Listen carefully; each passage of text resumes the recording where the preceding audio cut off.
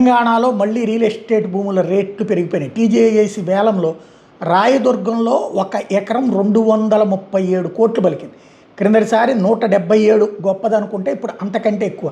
83/1లో 6 ఎకరాల 9 గుంటలకి వేలం వేస్తే గతేడాది ఇదే ప్రాంతంలో 177 కోట్ల రూపాయల ధర పలికితే ఇప్పుడు అది కాస్త ఏకంగా భారీ స్పందన రావడం. అది టీజీఐఐసి ఆధ్వర్యంలోనే వేసుకొచ్చారు. తెలంగాణ ఇన్ఫ్రాస్ట్రక్చర్ కార్పొరేషన్ ద్వారా రాయదుర్గంలో 237 కోట్ల రూపాయలు పలకడం అంటే ఒక భారీ ఎత్తున జరిగిపోయినట్టే. 237 కోట్లు 1 ఎకరం హైదరాబాద్లో. ఇప్పుడు ఇక రాబోయేటటువంటి రోజుల్లో ఇక ఆ చుట్టుపక్కల రియల్ ఎస్టేట్ వాళ్ళందరూ భూమి క్రియేట్ చేస్తారు.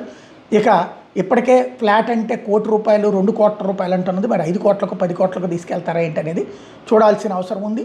బట్ మధ్యతరగతికి అందుబాటులో లేకపోవడం, పేదవాళ్ళకైతే అస్సలు అందుబాటులో లేకపోవడం, కేవలం ధనవంతులకి అపరకోటీశ్వరులకి మాత్రమే ఆ ప్రాంతం చెందినటువంటి పరిస్థితి అయితే అవుతుంది.